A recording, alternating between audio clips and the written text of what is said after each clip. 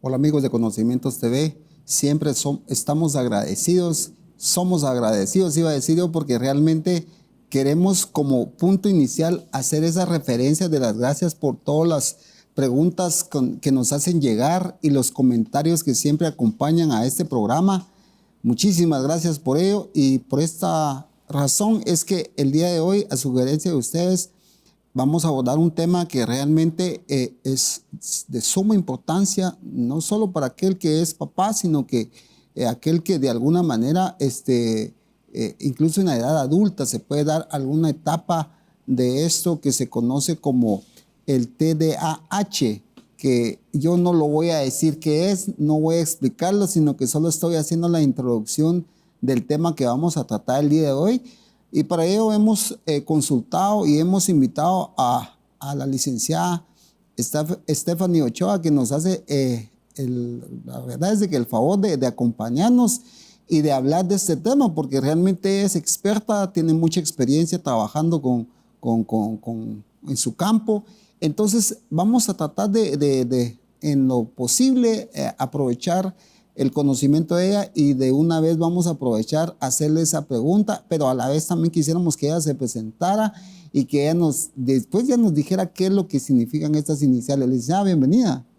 Muchas gracias por esta invitación. Para mí es un gusto el poder venir a contarles, explicarles este tema que es tan importante, ¿verdad? Como usted decía, es un trastorno que no solamente se desarrolla en los niños, ¿verdad? Sino que en los adultos, ¿verdad? Y una estadística es que el 5% de la población de edad infantil padece este trastorno y el 2.5% de todos los adultos también lo padecen, ¿verdad? Entonces es importante que estemos pues informados de esto, ¿verdad? Y pues para comenzar, las siglas, ¿verdad? TDAH, ¿qué significan? Es el trastorno por déficit de atención e hiperactividad.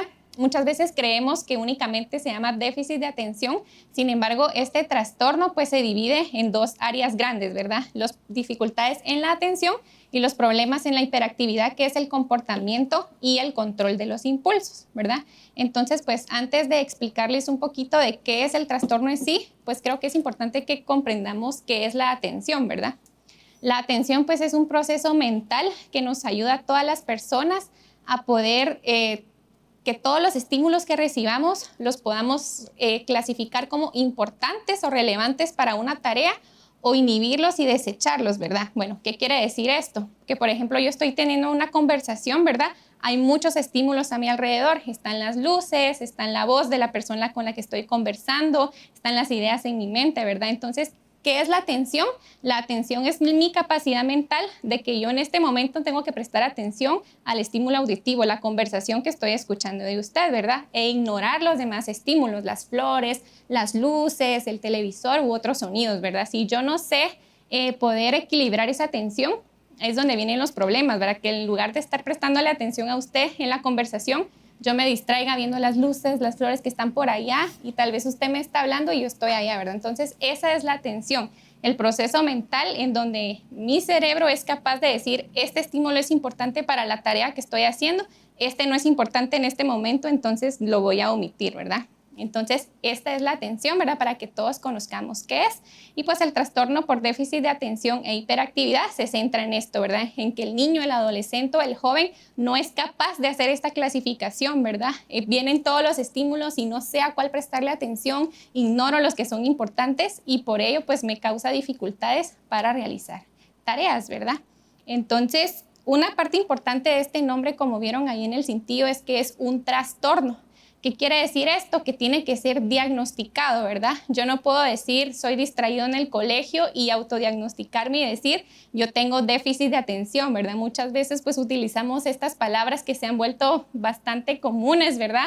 O decir mi hijo es hiperactivo, aquel niño es hiperactivo porque tal vez es inquieto, pero realmente es un trastorno, ¿verdad? Y para que poderlo etiquetar, ¿verdad? Como trastorno, yo necesito hacer una serie de pruebas, de observarlo en diferentes ambientes, como es en el colegio, cómo es en casa, cómo es en ambientes extracurriculares, ¿verdad? Entonces, no podemos decir solo por decir yo tengo déficit de atención, ¿verdad? Sino que se necesita de un profesional experto en el área, un psicólogo, ¿verdad? Un psicopedagogo que pueda evaluar, ¿verdad? Cómo se desempeña el niño y el adulto, ¿verdad? Entonces, creo que es importante hacer este énfasis de que no solo porque yo tengo algunos síntomas de que soy distraído, que no me concentro o que soy muy inquieto, decir yo tengo déficit de atención, sino que esto va un poco más allá, ¿verdad? Es un trastorno, ¿verdad? Creo que es la idea donde tenemos que hacer bastante énfasis.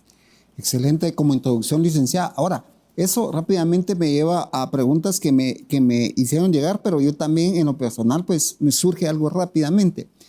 De por sí, llamar la atención de un niño es un tanto difícil, ¿verdad? Ya le es inherente al niño que de alguna manera se distraiga en una sola cosa.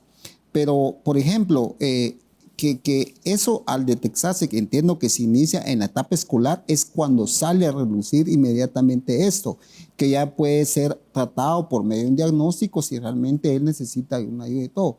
Pero como para no tener esa paranoia, como bien lo dijo el licenciado, ¿cómo podría yo diferenciar a lo que es aceptable dentro del marco lo normal de un niño a una persona que sí ya tenga algunas condiciones que lo perfilan a ser, que ser diagnosticado con este tema? Claro, esta es una pregunta muy importante y pues para ello, pues los expertos en el tema, ¿verdad? Psicólogos y psicopedagogos, pues nos basamos en un manual que se llama el Manual Diagnóstico y Estadístico de los Trastornos Mentales, que por ahorita estamos en la edición número 5 y en sus siglas en inglés se conoce como DSM-5, ¿verdad? Este es un libro, es como la biblioteca de los trastornos mentales, ¿verdad?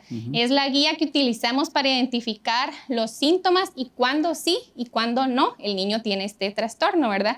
Entonces, pues para explicar esta pregunta, yo pues traje por acá cuáles son los 4 criterios que se tienen que cumplir para decir un niño sí tiene déficit de atención o solamente está pasando por esa etapa en donde es difícil para él manejar todos los estímulos, ¿verdad? Entonces, pues este DSM-5, ¿verdad? El manual estadístico, nos dice que para que un niño cumpla con el diagnóstico tiene que haber un patrón persistente de inatención en por lo menos 6 o más de las 8 o 9 conductas que nos describe acá. Entonces, el DSM nos pone 9 síntomas que yo los voy a ir explicando aquí poquito a poquito, y si el niño cumple con 6 o más de estos 9 síntomas, entonces ya puede ser catalogado como déficit de atención, ¿verdad? Pero se tienen que cumplir varios criterios y el criterio A es este, ¿verdad? De los 9 síntomas que yo les voy a explicar ahorita, el niño tiene que cumplir 6 o más para que quedemos claros, ¿verdad? Entonces, si gustan, pues vamos platicando cada uno de los síntomas, ¿verdad?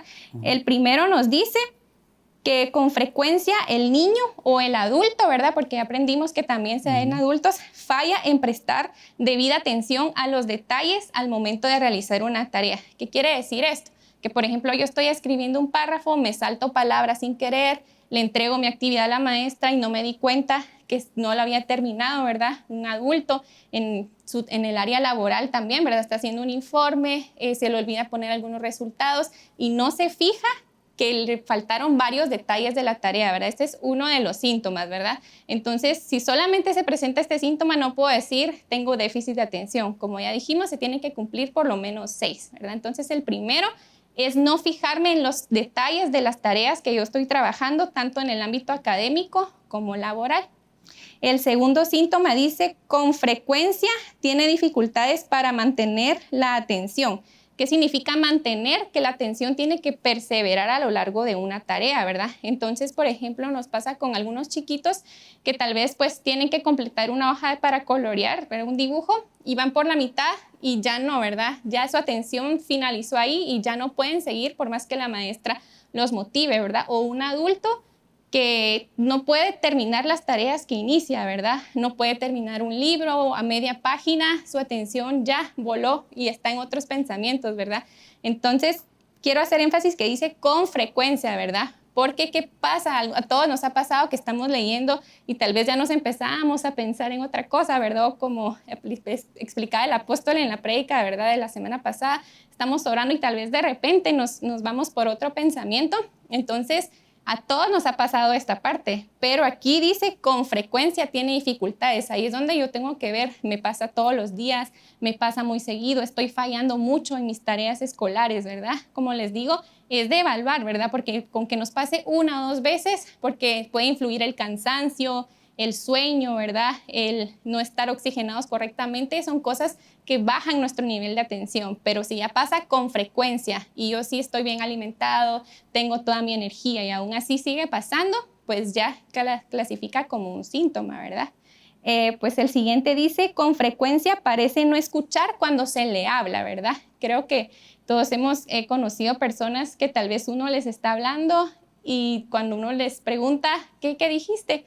O las famosas instrucciones, ¿verdad? Anda, cómprame tal cosa y tal cosa, y el niño no prestó atención, ¿verdad? Pero esto tiene que suceder con frecuencia, todos los días, y tiene que ser algo que ya esté afectando sus actividades diarias, ¿verdad? Como les digo, son detalles que a todos se nos han escapado, pero si ya vemos que es muy frecuente, ahí es donde ya lo podemos catalogar como un síntoma. Pues no sé si quiere hacer una pregunta o seguimos. Yo creo que tal vez solo para recalcar en ese sentido, ya llevan tres de por lo menos de la lista que por lo menos, entonces los que van siguiéndonos por esta vía, que hagan ya un listado de lo que la licenciada está compartiendo, y pues tampoco es que eso ya, cumplió 4 o 5, ya es, no, definitivamente también estos, pues si bien es un manual, es un listado, pero también tenemos que pasar a la fase de que también ya en caso concreto se visite a un especialista y que con la ayuda de ese especialista se pueda ir viendo eso. Tal vez yo creo que nos da tiempo a ver uno más y yo creo que la producción todavía me da chance para hacer y luego vamos a la pausa, pero le devuelvo la palabra, licenciada. Muy bien, pues este está pues relacionado con el que mencionamos anterior, que parece no estar escuchando, que dice con frecuencia no sigue las instrucciones, ¿verdad? Y por ello no puede completar tareas, ¿verdad? Esto pues puede afectar tanto a niños como a adultos, porque pues los adultos trabajamos en un ámbito laboral donde recibimos instrucciones, leemos instrucciones para un proyecto, para proceder con nuestras actividades diarias, ¿verdad? Entonces, el no seguir instrucciones, pero con frecuencia, ¿verdad? Y que ya esté causando pues esas dificultades, ¿verdad? Entonces, sí, llevamos pues estos 4 síntomas, ¿verdad? Del no escuchar cuando nos hablan, de no seguir instrucciones, de no mantener la atención para finalizar una actividad y el no prestar atención a los detalles mientras estoy realizando una tarea. Estos serían los primeros 4 de nuestra lista de 9 síntomas. Ya llevamos 4, como dice la licenciada, y ahí yo le invito desde ya que nos hagan ya sus preguntas. Yo tengo ya muchas acá, solo para que se puedan dar idea. Vamos a estar hablando también de darle un concepto de qué es un déficit, qué es un trastorno, qué es la hiperactividad. Todos esos temitas también los vamos a ir abordando, pero vamos a continuar con esa lista porque está muy interesante. Y lo dejo ahí con la inquietud de que nos pueda seguir en el canal de YouTube de Conocimientos TV, también en las plataformas que siempre ponemos a disposición, como el Spotify, para poder escuchar los podcasts que compartimos. Y también les hacemos llegar siempre el número de WhatsApp para que puedan ustedes, de repente por ahí, si tienen algo más que aportar e incluso comentar, pues ahí lo pueden hacer llegar. Aquí vamos a estar tratando de ser la voz para plantear las preguntas a la licenciada, pero vamos a seguir con esa lista, pero no la queremos dejar inconclusa. Por lo tanto, yo creo que vamos a ir a una primera pausa comercial y al volver vamos a seguir con ese número de elementos que sirven para poder determinar si por ahí alguien sí tiene ese trastorno o de repente sí necesita la ayuda de un profesional para que le asista y qué hacer con este caso si lo tuviera. Vamos a ir a la pausa.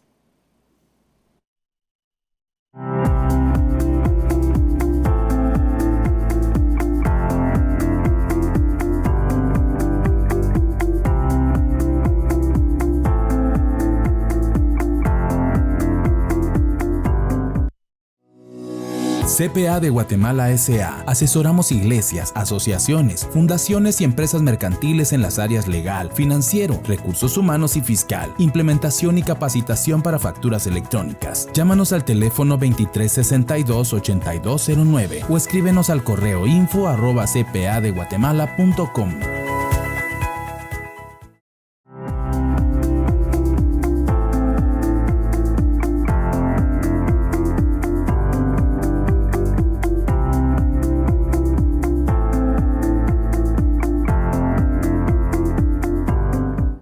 Estamos hablando del TDAH, un término que realmente llama la atención porque y se oye, algunas veces uno oye eso, pero realmente es más extenso, más allá de lo que se puede uno imaginar.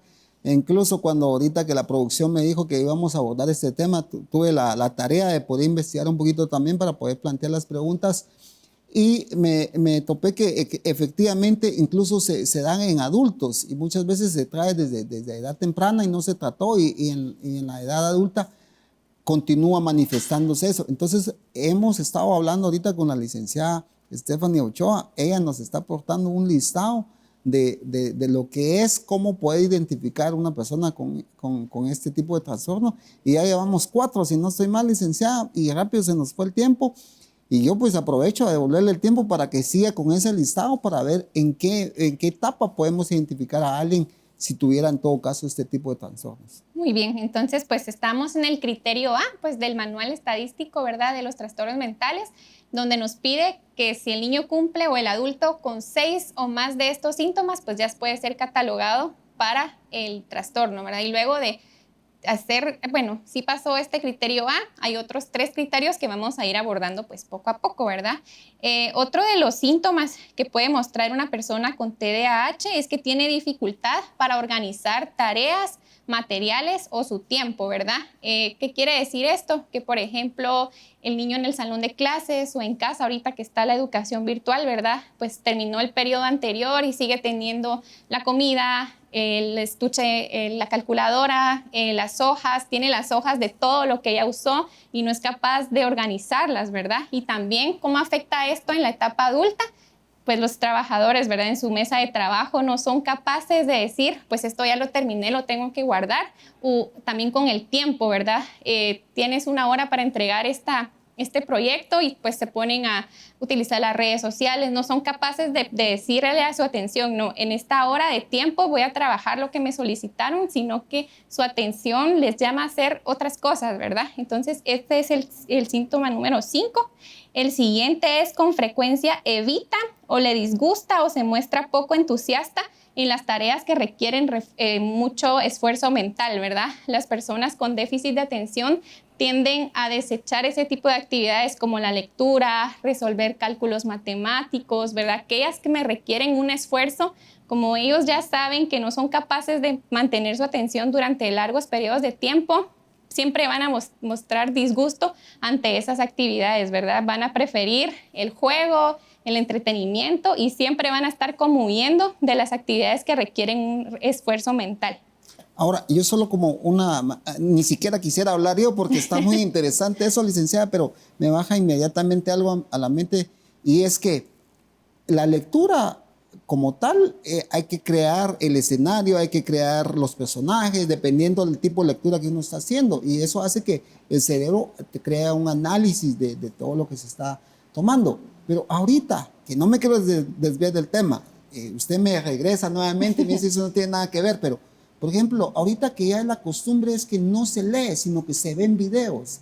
Solo se ve, ya el cerebro no tiene que imaginarse nada porque todo lo hace eso.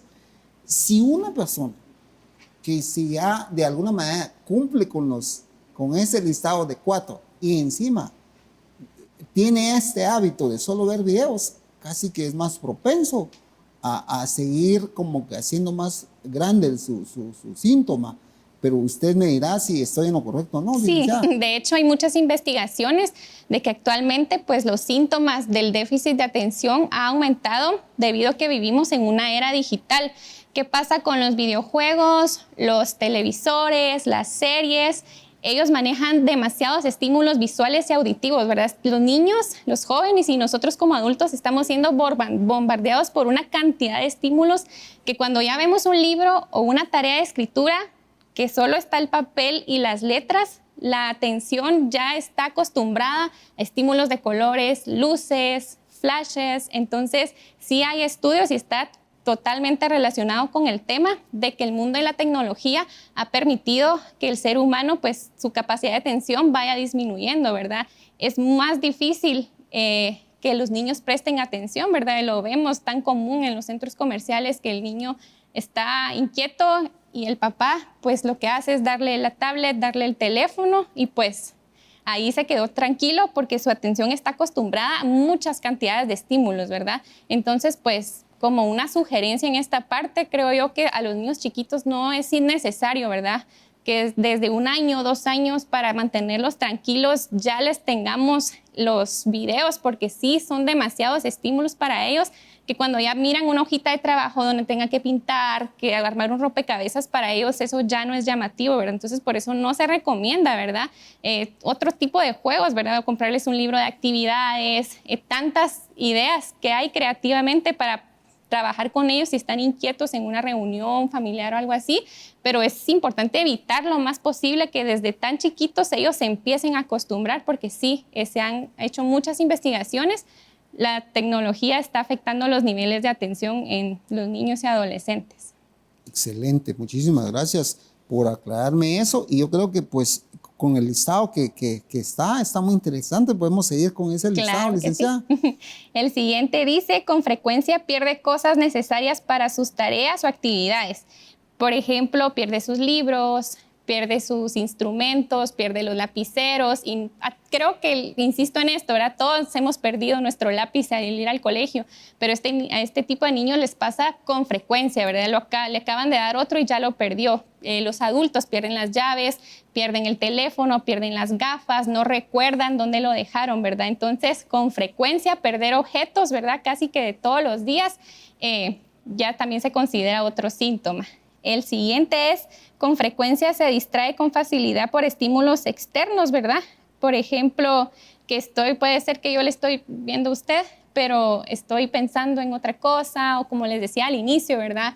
Me capta más la atención las luces, las flores que veo por allá, ¿verdad? Entonces, ese es otro síntoma. Y el último, con frecuencia olvida las actividades cotidianas, ¿verdad? Por ejemplo, en el trabajo le dijeron, tiene que hacer estas llamadas, se puso a hacer otra cosa, se le olvidó y no hizo las llamadas, ¿verdad? Con frecuencia olvidar las tareas que son importantes para el desenvolvimiento diario, ¿verdad? O con los niños, ¿verdad? Que la mamá les dice, ¿te acuerdas de guardar tus zapatos? Y pasó el día y cuando vio los zapatos se recordó. Entonces, con frecuencia olvidar las actividades donde yo tengo responsabilidad también es el último síntoma de la lista. Excelente, qué interesante ese listado, porque de alguna manera uno lo pone en perspectiva de cómo puede uno identificarse, si de alguna manera, más como lo dice la licenciada, uno se identifica con eso porque más de alguna vez pasó en esa etapa o lo ha vivido. Pero ¿en qué momento se vuelve esto ya algo patológico, licenciada? ¿En qué momento ya puedo decir, ya me dijo, mire, con el criterio es que cumpla 6 por lo menos ya candidato? Pero ¿qué más sí. Considera usted que podríamos tomar en cuenta? Porque incluso me viene algo ahorita a mi mente que es, por ejemplo, no es lo mismo, o usted me dirá, un niño que de alguna manera tiene un entorno que le favorece a un niño que no tiene un entorno que le favorezca.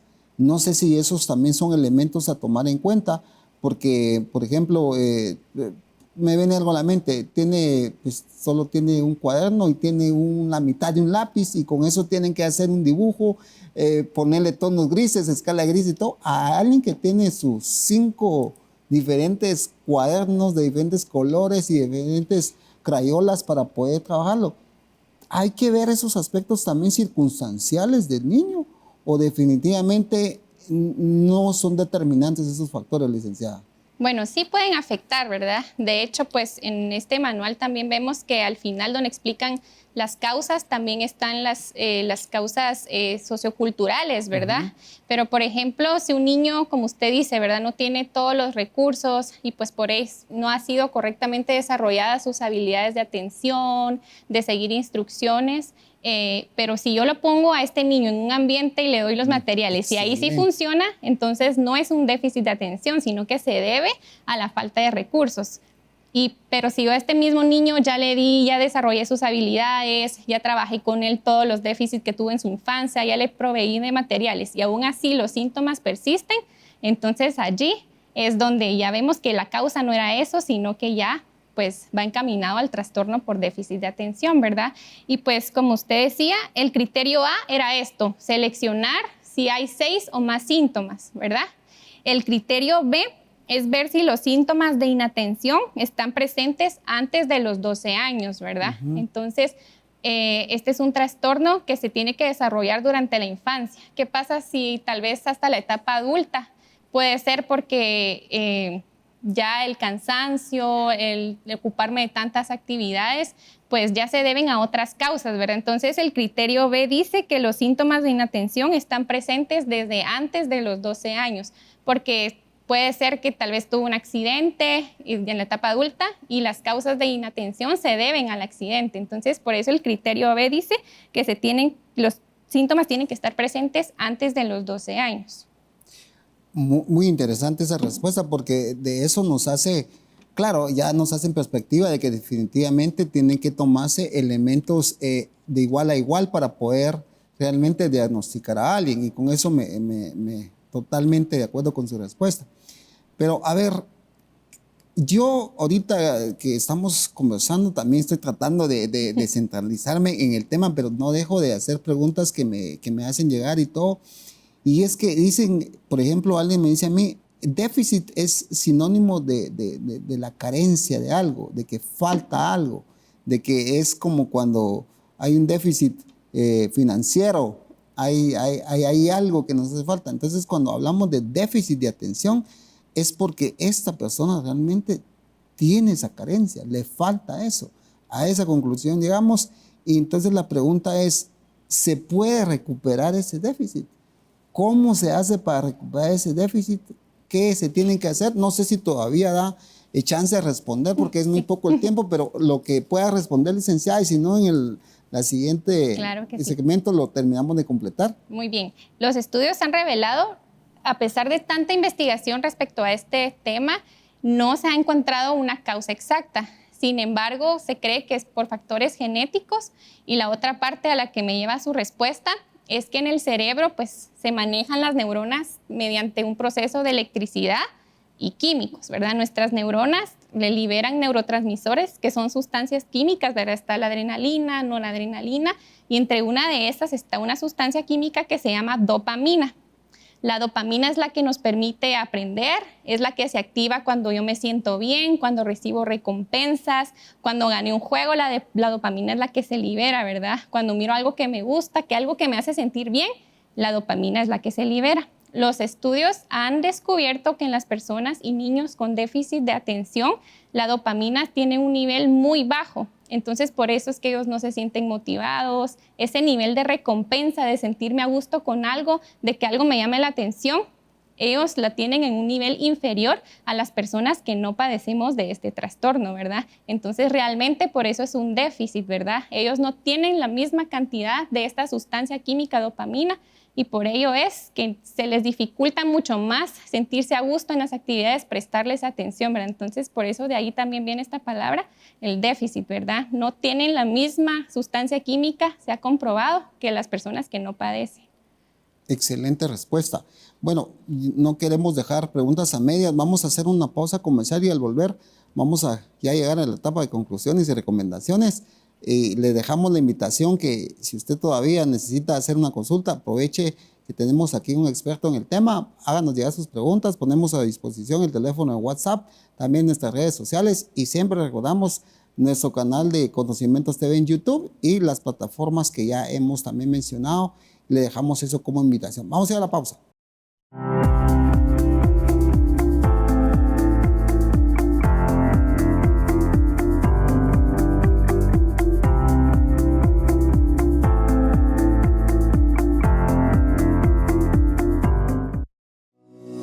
CPA de Guatemala S.A. Asesoramos iglesias, asociaciones, fundaciones y empresas mercantiles en las áreas legal, financiero, recursos humanos y fiscal, implementación y capacitación para facturas electrónicas. Llámanos al teléfono 2362-8209 o escríbenos al correo info@cpadeguatemala.com.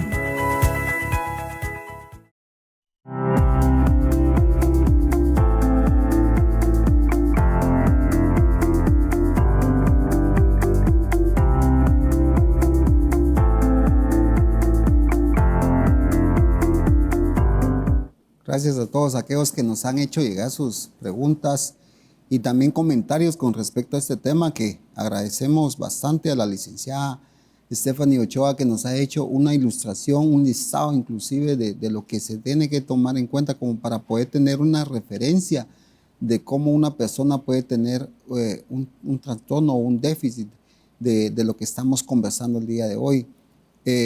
Siguen habiendo preguntas, por ejemplo, me hacen llegar a mí si también dentro de lo que ya se habló sobre lo que puramente las condiciones, que la falta de atención, el olvido de las cosas, el no tener eso, si va acompañado también como por ejemplo el que habla demasiado, que interrumpe una conversación, si de repente le pone uno una cosa y luego de repente sale corriendo.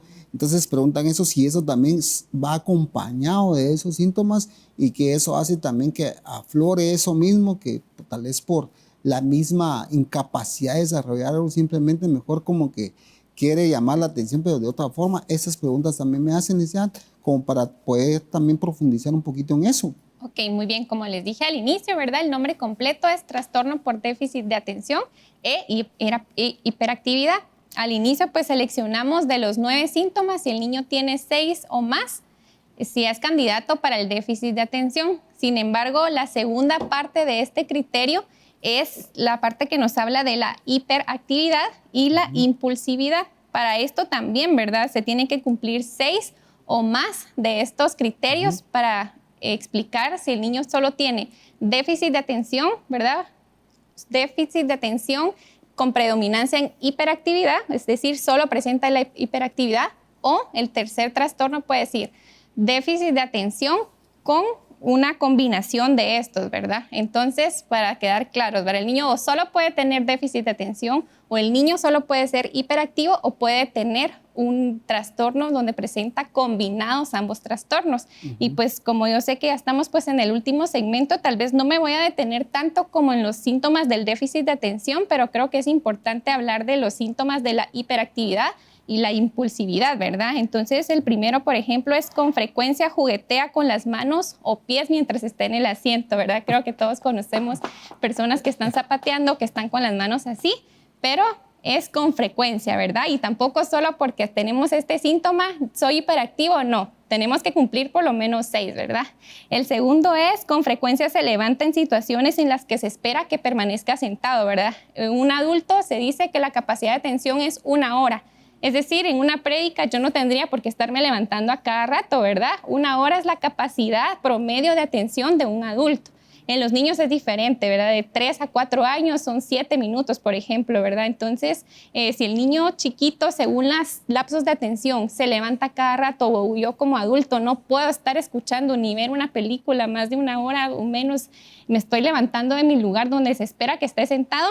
Este es el segundo síntoma. El tercero es con frecuencia corretea o trepa en situaciones en las que no es apropiado, ¿verdad? En adolescentes y adultos puede limitarse a estar muy inquieto, ¿verdad? Son niños que miran, vamos a una casa y se empiezan a subir a los sillones, a las mesas, y tal vez son niños que les hemos enseñado rutinas, son disciplinados, pero no manejan tanta energía que empiezan a trepar en situaciones donde no son correctas, ¿verdad?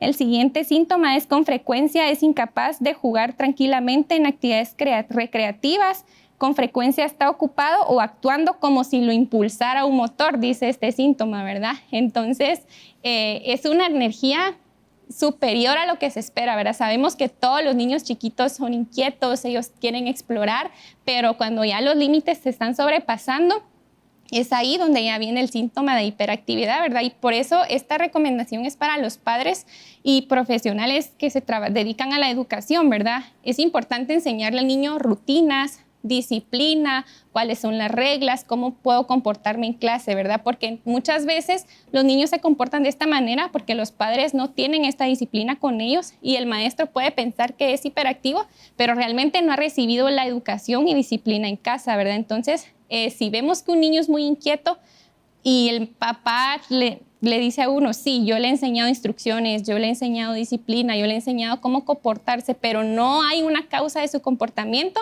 ahí ya lo podemos catalogar como uno de los síntomas, ¿verdad? El siguiente es, con frecuencia habla excesivamente, con frecuencia responde inesperadamente antes de que hayan concluido una pregunta, ¿verdad? Esos niños que le estamos preguntando algo y ya dan la respuesta.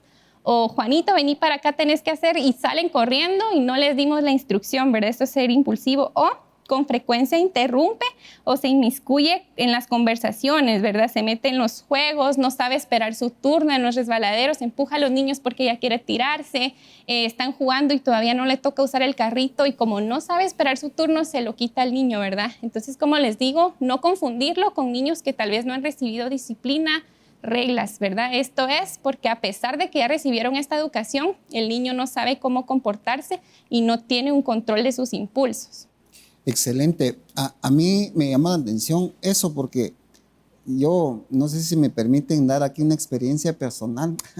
No, Claro. fíjese, licenciada, que lo que usted comentaba en los segmentos anteriores es que se debe tomar en cuenta el tema de los aparatos electrónicos. Pues, pues yo también acompaño a mis hijos pues a las actividades que asistimos y todo. Y cabalmente en la hora de la enseñanza de la palabra y todo, pues yo cometí el error de permitir una tablet, pero luego entendí de que tienen que venir a lo que venimos, ¿verdad? Entonces logré de alguna manera, yo me cambié a un modo antiguo, si se quiere ver así. Yo mejor opté por mi teléfono guardarlo, no traer mi tablet, sino que yo regresé a la era antigua con lapiceros. Traigo mi cuaderno, mi lapicero de diferente color y gracias a Dios detecté algo, que 2 de mis hijos pequeños se adoptaron a esa medida, se acogieron, porque nos traen sus mochilas y traen y me di cuenta de algo, licenciada, de que captan más ahorita, porque en el momento que hacen una cita, ellos la anotan. Entonces al momento de hacer la anotación están reforzando la cita esa que se está citando. Entonces, esa es como una manera de una experiencia mía que lo estoy viviendo con mis hijos y que de alguna manera, como usted decía, es más fácil entretenerlos con un dispositivo, pero ¿por qué no buscar mecanismos? Y ahora, para enfocarlo a lo que estamos hablando es, ¿cómo se le puede ayudar? Si ya se tiene algunos síntomas e incluso si ya fue diagnosticado, ¿cómo uno puede de papá empezar a hacer esa función? Me parece que usted hablaba sobre incluso de tener reglas, ponerle una rutina con especificaciones de instrucciones y todo eso. Pero ¿qué más nos podría agregar a eso, licenciada? Claro que sí. Solo antes de entrar a ese punto, pues en los síntomas de inatención también estaba que no son capaces de organizar, planificar, usar su tiempo adecuadamente. Y es porque otros estudios en el cerebro de las personas que han sido diagnosticadas con TDAH se han dado cuenta que este lóbulo prefrontal, que es este que tenemos acá, es un poco más pequeño y tiene conexiones diferentes a las personas que no padecen el trastorno. Este lóbulo prefrontal es el que se encarga del juicio o la capacidad de planificar, de evaluar, de dar un punto crítico, de controlar los impulsos, y están las funciones ejecutivas, que son las habilidades que nos permiten ejecutar tareas, ¿verdad? Como iniciar y terminar una tarea, organizar mis materiales, planificar estrategias. Entonces, ¿para qué es importante tener este conocimiento? Buscar actividades donde los niños desarrollen estas funciones que se desarrollan en esta parte, ¿verdad? Y son actividades sencillas, ¿verdad? Por ejemplo, los juegos de mesa. Estos juegos de mesa desarrollan la concentración, ¿verdad? Como el ajedrez, el banco poli, donde el niño tiene que estar prestando atención, y también vamos manejando el control de los impulsos. Debes esperar tu turno. Debes tomar la tarjeta y leer y seguir la instrucción de lo que dice el juego de mesa, ¿verdad? Entonces, los juegos de mesa creo yo que los hemos ido dejando a un lado y cambiado por dispositivos tecnológicos cuando estos desarrollan la atención, la concentración, esperar mi turno, identificar reglas, ¿verdad? Aprender a perder y a ganar. ¿Qué pasa con los videojuegos? Mataron al muñequito, le dieron otra vida y él siempre está ganando. En un juego de mesa no, puede ganar mi papá, puede ganar mi hermano. Y los niños ya no aprenden a perder, ya no saben cómo manejar sus impulsos cuando pierden, ¿verdad? Entonces los juegos de mesa son una actividad que nos alejan un poco de la tecnología y desarrollan todas estas habilidades de atención, ¿verdad? Otro tipo de actividades que desarrollan la atención es dejar que ellos planifiquen, ¿verdad? Te voy a dar una lista y tú vas a planificar qué haremos este fin de semana. Entonces el niño ya piensa, formula sus estrategias y está trabajando a su atención y concentrándose en esa tarea, ¿verdad? No darles ya todo hecho a los niños, sino que ellos piensen, tú organiza tal cosa, ponerles tareas en casa, ¿verdad? Creo que algo importante es manejar un calendario de rutinas, ¿verdad? Los sábados en la mañana tú te encargas de llevar la ropa sucia a la lavadora y los sábados en la tarde te encargas de ordenar tu cuarto. Creo que también esta parte los padres modernos han dejado a un lado todo esto y esto nos sirve para trabajar con ellos la responsabilidad, que sepan organizarse, que sepan que tienen responsabilidades y eso va trabajando su atención porque recuerdan, los sábados me toca hacer tal cosa, ¿verdad? Vamos organizando sus procesos mentales, ¿verdad? Entonces son actividades, el trastorno puede sonar bastante difícil y las actividades son tan sencillas que tal vez dirán, ¿con eso puedo desarrollar la atención y el control de impulsos en mi hijo? Sí, con juegos de mesa, asignarles tareas, ponerles un calendario de actividades, ¿verdad? Si el niño prefiere ver la televisión, no.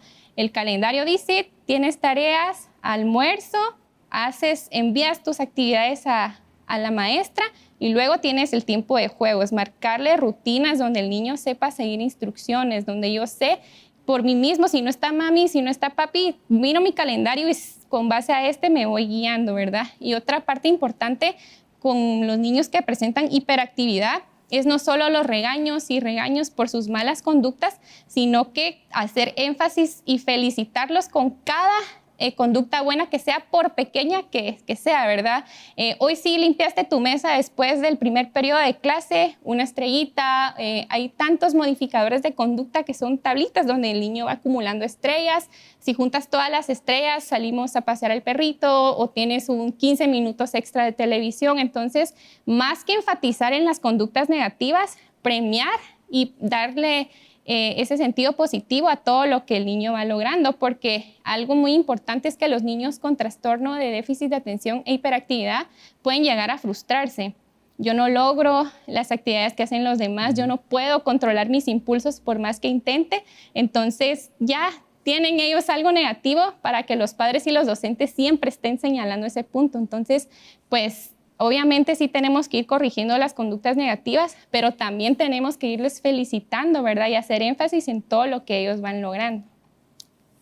Realmente el programa, estoy seguro que hay un montón de cosas más que están llegando al número WhatsApp, más preguntas, pero yo creo que hemos solo entrado a una primera etapa de esto que es el déficit de atención, que va más allá, que puede ser un trastorno que puede ir a la par de una hiperactividad y todo lo que ya se habló aquí, pero creo que solo es una introducción y hay mucho más de que hablar de esto porque hemos hablado de lo que es la etapa inicial, de lo que es la etapa de un niño, pero ¿qué pasa en la etapa ya adulta? ¿Qué pasa cuando yo ya soy papá, pero sigo teniendo ese desorden?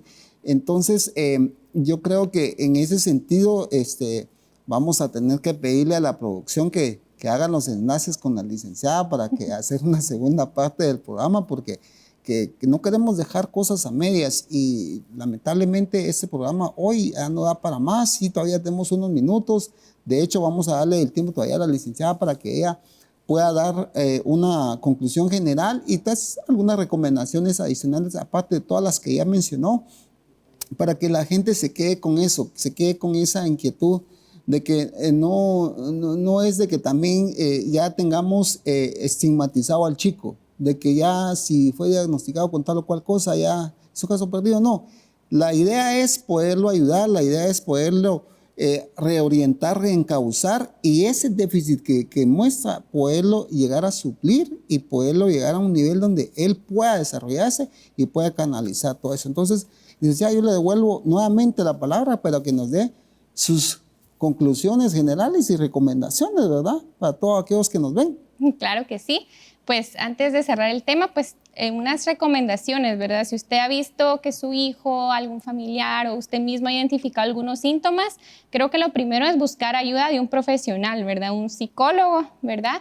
Porque no podemos autodiagnosticarnos, ¿verdad? Así como cuando tenemos síntomas físicos buscamos un médico, cuando tenemos síntomas de nuestro aprendizaje, nuestro comportamiento, debemos buscar un psicólogo, ¿verdad? Lamentablemente nuestra cultura ve a los psicólogos como loqueros, ¿verdad? Pero no, realmente los psicólogos, psicopedagogos, ayudamos al ser humano en toda la parte de su aprendizaje, procesos mentales y no solo en los trastornos de personalidad, porque muchos piensan psicólogo, esquizofrenia, psicólogo, estoy teniendo alucinaciones, pero no, también los procesos de aprendizaje y la atención, para ello estamos, para apoyarles en esta parte, ¿verdad?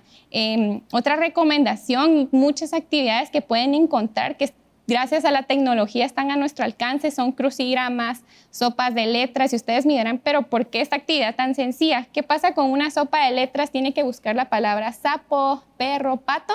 El niño únicamente se va a buscar el estímulo que diga perro, está ignorando todas las demás letras hasta encontrar la palabra perro. ¿En qué me va a ayudar esto en la vida diaria?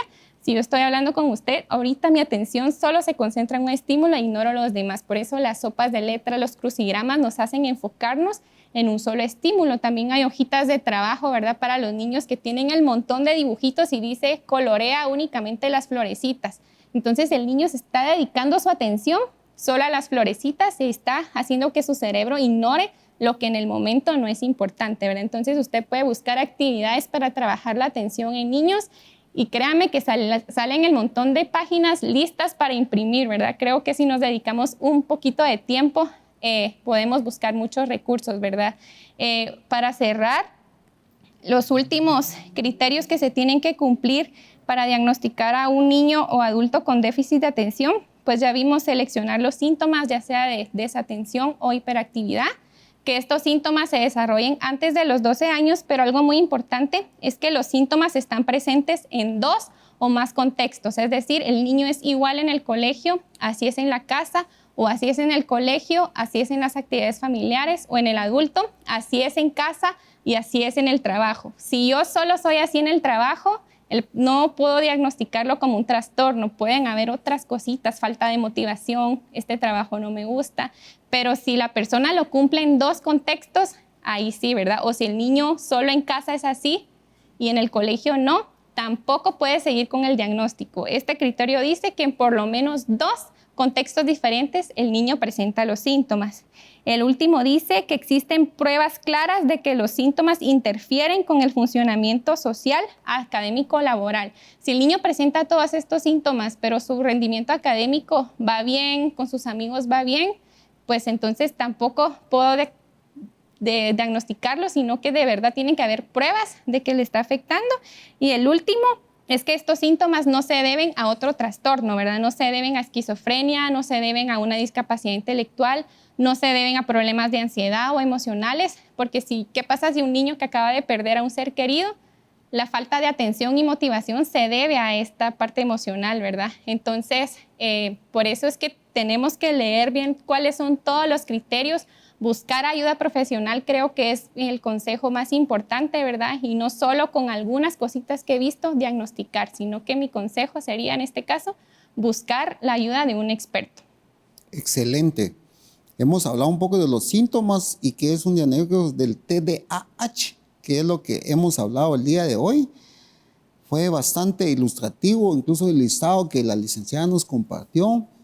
También las recomendaciones que dio por aquello de que si tuviéramos a alguien por ahí que de repente encaja en este perfil, pero sobre todas las cosas, lo que recién terminó de conversar la licenciada es si tienes algunas cosas o ideas que te hacen pensar que necesitas la atención, ve con un profesional. Incluso ponemos a disposición el número telefónico de la licenciada, es experta en el tema. Y pues ahí de repente necesitamos esa ayuda con alguien y ¿por qué no aprovechar esa ayuda ahorita de un profesional? Y de repente solo son un par de ajustes a la ecuación y ya de una vez nos vamos y aprovechamos al máximo el potencial de un chico o por qué no decirlo de un adulto también. Esto ha sido todo en Conocimientos TV. Yo estoy muy agradecido, les dejo la invitación en nuestro canal de YouTube de Conocimientos TV. Esto ha sido todo por el día de hoy. Nos vemos, hasta la próxima.